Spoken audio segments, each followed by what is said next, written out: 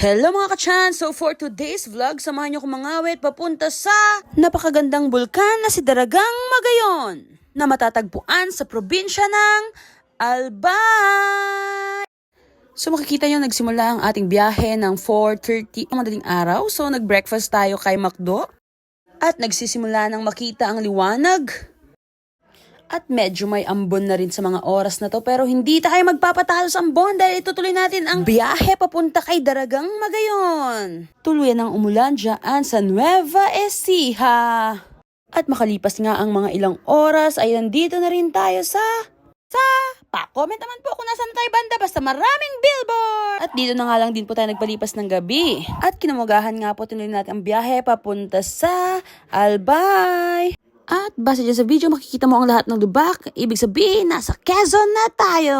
Saan kilala naglaban si Vegeta at si Goku. Kaya dapat talaga tayo mag-ingat sa mga daan papunta sa Albay. At makalipas na mga ibang lang oras, ayan, papasok na tayo sa Camarines Norte. Ayan, medyo maganda-ganda ang daan sa mga oras na to.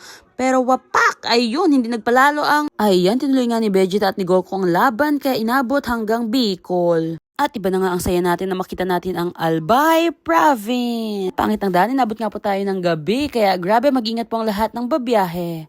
And finally, andito na po tayo sa Anju Hotel. Ayan, so ito ang pag-i-stayan natin dito sa Albay Province. Ayan po ang itsura niya pag gabi.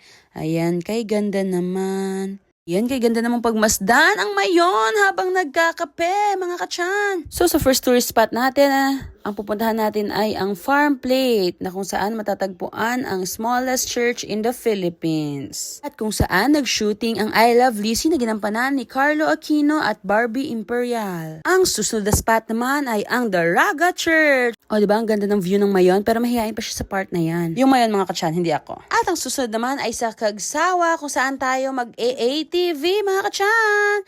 So, ayan, pipili ka kung saan ang gusto mo dyan sa mga pagpipilian. So, kailangan na natin mag-helmet para mag-start ng ating orientation kay Kuya. So, ayan, nag-explain na nga si Kuya ng mga dapat at hindi dapat gawin. So, ipapractice muna natin yung ATV for 2 rounds para makita at magamay natin siya. At dito na nga magsisimula ang kwentong ATV mo sa Mayon. So, itong trail na in-avail natin ay Cagsawa Trail na nagkakahalaga lang ng 700 pesos. So,